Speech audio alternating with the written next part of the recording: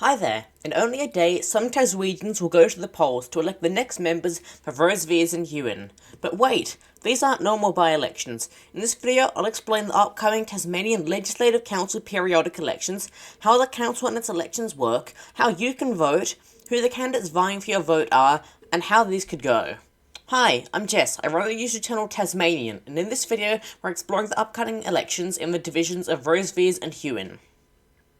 So, what is the Legislative Council? The Council is the upper house of the bicameral Tasmanian Parliament, the lower house being the House of Assembly. There are 15 seats spread across single-member districts of around 30,000 voters. The council has historically been dominated by independent candidates, where in the last decade party influence in the council has grown, and victories in many election cycles.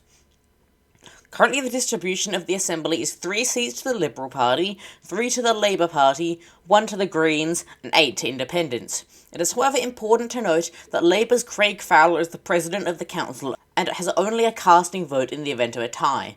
One Independent, Tanya Rattray, is also affiliated with the Liberal government and is the leader of the government in the Council.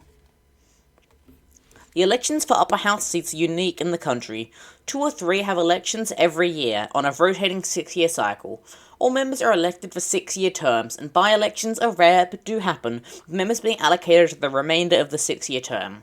All elections are conducted by the Tasmanian Electoral Commission and use a single transferable vote system, also known as full preferential voting. This means you will number all candidates from 1 onwards in order of your preferred candidate. If your number 1 vote doesn't get elected or doesn't make the top 2 overall, your vote flows at full value to your second choice, and repeat until it ends up with one of the final 2 candidates. The vote between these 2 is called the 2-candidate preferred and decides the election. This means you can number who you like the most, even if you don't think they can win, and still have a say in the final choice between the top 2 candidates. Of course, we won't always know who the top 2 candidates will be before the election, so your first or second preference vote could decide who makes the top 2 if it's a particularly close race.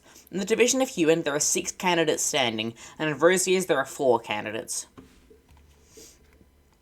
Now, before we go through who the candidates are and what's happening on the campaign, I'll briefly explain how you can vote.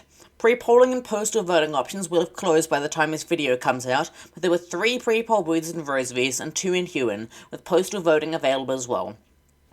Blind and low vision and sensory needs voting options were provided, mobile teams visited hospitals in and around the electorates, and telephone voting was available for people out of state or with a serious disability during the election period. On the day, there will be numerous polling booths open across both electorates, with most communities having one. You can check your local booth on the Tasmanian Electoral Commission website. You can vote in any booth in your electorate, not just your local one, so if you're at work or on holiday on the day before, there is still a chance you can vote. By the way, voting is mandatory in all elections in Tasmania, so if you are registered to vote, make sure you do it, otherwise a fine will unfortunately be coming your way.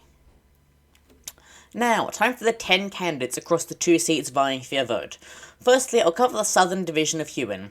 The first candidate is incumbent Conservative Independent Dean Harris.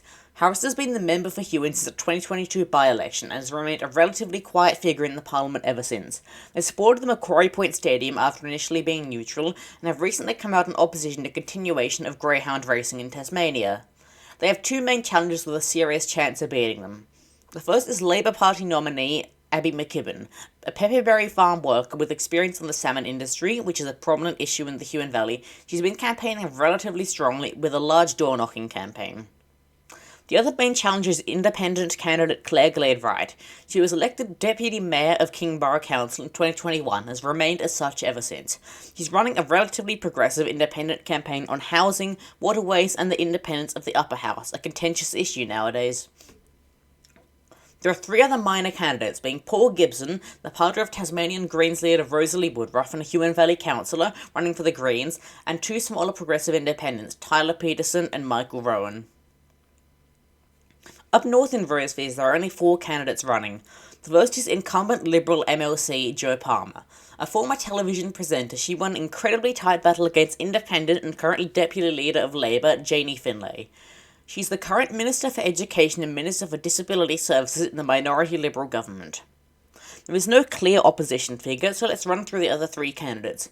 The first is Labour candidate Ben McKinnon, a Launceston school teacher. They've been actively campaigning with a massive door-knocking campaign across the majority of the electorate, and Janie Finlay has herself featured prominently in this campaign.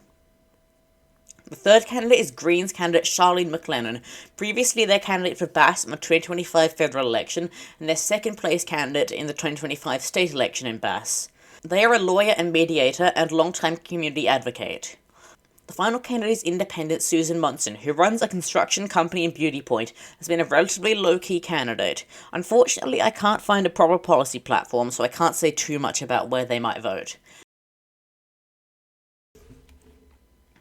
Okay, now we have all the candidates who are running. Who should you vote for?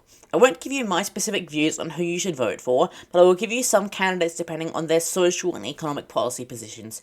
In Huon, all candidates bar the incumbent roughly fall into a socially progressive and economically centre-to-left box.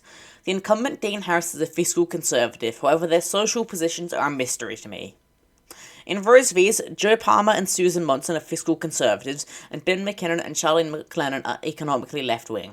All candidates in Rose V's are generally socially progressive, so if you're a social conservative voting in either of these elections, you're kind of out of luck, I'm afraid. Well, we've reached the end of this video.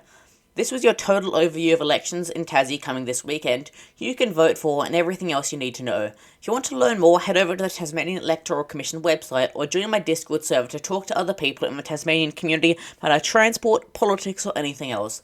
Thank you very much for watching this video, and I'll see you next time on Tasmanian.